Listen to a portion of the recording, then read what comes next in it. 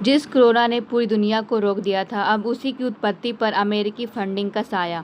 क्या महामारी के पीछे विज्ञान था, लापरवाही थी या फिर कोई बड़ा वैश्विक रहस्य?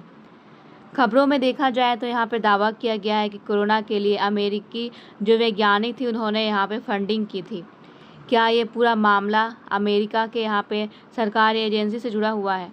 अगर देखा जाए तो अमेरिकी सरकारी एजेंसी और वैज्ञानिकों ने चीन के वुहान इंस्टीट्यूट ऑफ वायरोलॉजी में कोरोना वायरस संबंधी शोध के लिए फंडिंग की उपलब्धता यहाँ पे कराई गई थी।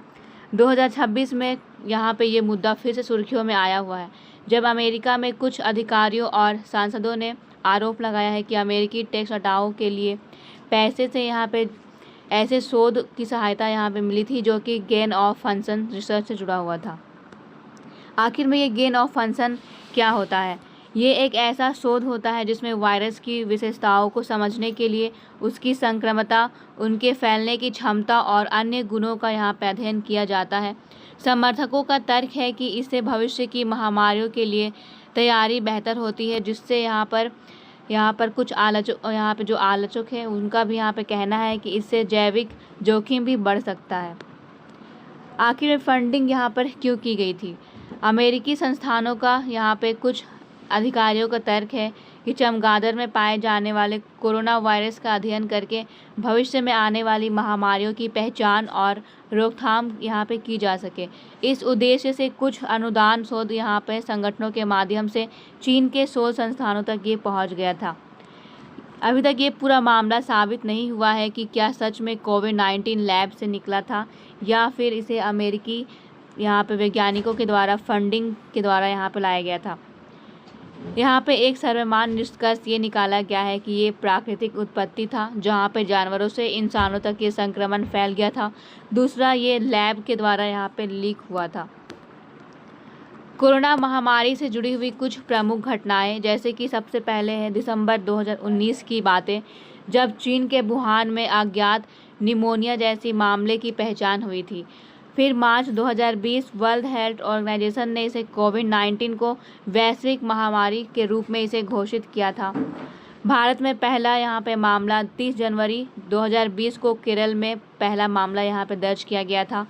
राष्ट्रीय लॉकडाउन यहाँ पर 20 मार्च 2020 को भारत में 21 दिनों का राष्ट्रीय लॉकडाउन घोषित किया गया था, जिसे बाद में फिर कई चरणों में यहाँ पे बढ़ा दिया गया। भारत पर कोरोना का प्रभाव, जिसमें स्वास्थ्य क्षेत्र में देखा जाए तो लाखों लोग यहाँ पे संक्रमित हुए थे। दूसरी लहर 2021 में आई थी, जब ऑक्सीजन के रूप में यहाँ पे संकट जो है वो सामने आया था। अस्पतालों पर अत्यधिक दबाव देखने को मिला था। स्वास्थ्य और संरचना की यहाँ पे कमजोरियाँ उजागर हो गई थी। भारत में उस समय बहुत सारे लोगों को यहाँ पे स्वास्थ्य संरचना के बारे में यहाँ पे पता चला कि भारत में कोई भी ऐसी संरचना नहीं है जो इन कोविड-19 को यहाँ पर ठीक कर सके। सामाजिक प्रभाव, प्रवासी मजदूरों का बहुत ही बड़ा पैमाना यहाँ पे पलायन करने में यहाँ पे आ चुका था। स्कूल जो है वो यहाँ पे बंद हो चुकी थी, कॉलेज भी बंद हो चुकी थी। लॉकडाउन जैसी यहाँ पे शिक्षा जो है यहाँ पे ऑनलाइन का माध्यम बन गया था। मानसिक स्वास्थ्य समस्याओं में यहाँ पे वृद्धि देखने को मिली थी। आर्थिक प्रभाव, जीडीपी पर बहुत ही ज़्यादा इसमें प्रभाव पड़ा। वित्तीय वर्ष 2020-21 में भारत की जीडीपी लगभग यहाँ पे -6.6% तक रह गई थी। यह स्वतंत्र भारत के इतिहास के सबसे बड़े आर्थिक संकुचनों में से यहाँ पे एक माना जाता था। रोजगार के क्षेत्रों में देखा जाए तो यहाँ पे करोड़ों लोगों की नौकरियां प्रभावित हुई थी। एमएसएमई क्षेत्र को भी भारी नुकसान हुआ था। सभी लोग घर में ही अपने जो भी ऑनलाइन है उनके द्वारा यहाँ पे रोजगार जो है वो कर रहे थे। बहुत सारे गरीब लोगों की यहाँ पर रोजगार बंद हो गई थी। कुछ यहाँ पे सरकारी कदम उठाए गए थे ताकि लॉकडाउन की स्थिति में भी यहाँ पे लोगों को ज़रूरतों की जो भी यहाँ पे सामग्री थी वो उपलब्ध की जा सके। जैसे कि यहाँ पे कुछ प्रधानमंत्री गरीब कल्याण योजना, मुफ्त राशन वितरण, एमएसएमई सहायता पैकेज यहाँ पे निकाला गया था और साथ में यहाँ पे आत्मनिर्भर भारत अभियान जो है उसे भी निकाला गया था। ये सरकारी कदम जो है कोविड-19 के दौरान यहाँ पे लोगों को कुछ हद तक यहाँ पे सहायता उपलब्ध करवाई थी।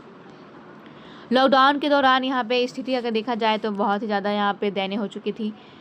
सकारात्मक पक्ष की ओर देखा जाए तो संक्रमण की शुरुआती गति धीमी थी, जिसे यहाँ पर स्वास्थ्य व्यवस्था को तैयारी करने में यहाँ पे कदम जो है उसमें देखा गया था किस तरीके से यहाँ पे कुछ हद तक समय जो है वो मिला था।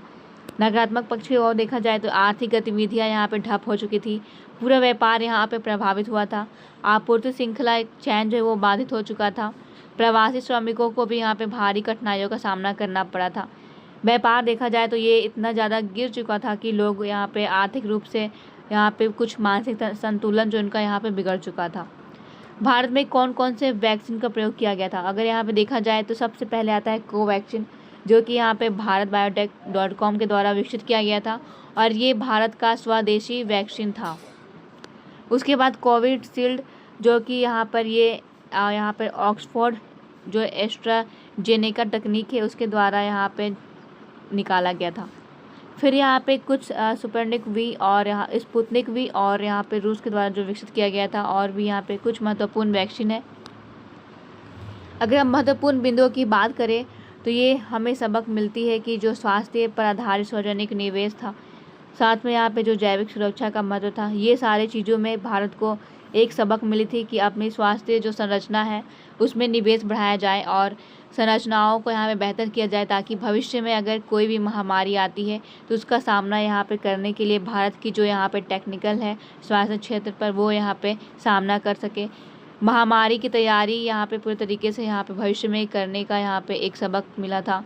वैक्सीन आत्मनिर्भरता बढ़ी थी, जिसमें भारत में स्वयं भारत के यहाँ पर जो शोधकर्ताओं हैं यहाँ पे वो ये वैक्सीन को यहाँ पे विकसित किए थे। वैश्विक स्वास्थ्य पर यहाँ पे जो है यहाँ पे प्रभाव जो है वो देखने को मिला था, स्वास्थ्य सहयोग भी यहाँ पे बढ़ा था। भारत की उपलब्धि में देखा जाए तो दुनिया का सबसे बड़ा टीकाकरण अभियान के रूप में ये यहाँ पर विकसित हुआ था। डिजिटल प्लेटफॉर्म जो है इसका यहाँ पे सफल उपयोग किया गया था। वैक्सीन मैत्री पहल के माध्यम से अनेक देशों को वैक्सीन की आपूर्ति भी यहाँ पे करवाई गई थी। तो भारत को यहाँ पे बहुत ही बड़ी उपलब्धियाँ के तौर पर यहाँ पे देखा गया था।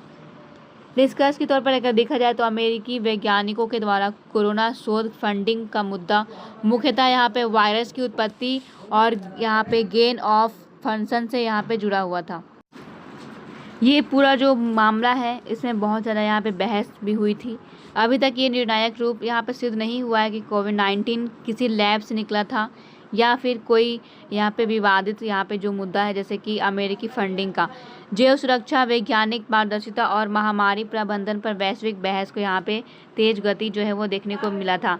भारत के लिए कोरोना एक स्वास्थ्य संकट ही नहीं बल्कि सामाजिक और आर्थिक चुनौती भी था, जिसने यहाँ पे स्वास्थ्य और संरचना, आत्मनिर्भरता, वैक्सीन उत्पादन और आपदा प्रबंधन की आवश्यकताओं में स्पष्ट किया है। भारत भविष्य में ऐसी महामारी से लड़ने के लिए अब पूरी तरीके से यहाँ पे तैयार है। भारत की स्वास्थ्य अवसंरचना में भी यहाँ पे सरकार ने आत्मनिर्भरता जो है उसे यहाँ पे विकसित किया है। अब यहाँ पर कोई भी वैक्सीन की अगर बात किया जाए तो वो स्वदेशी विकसित हो सकती है।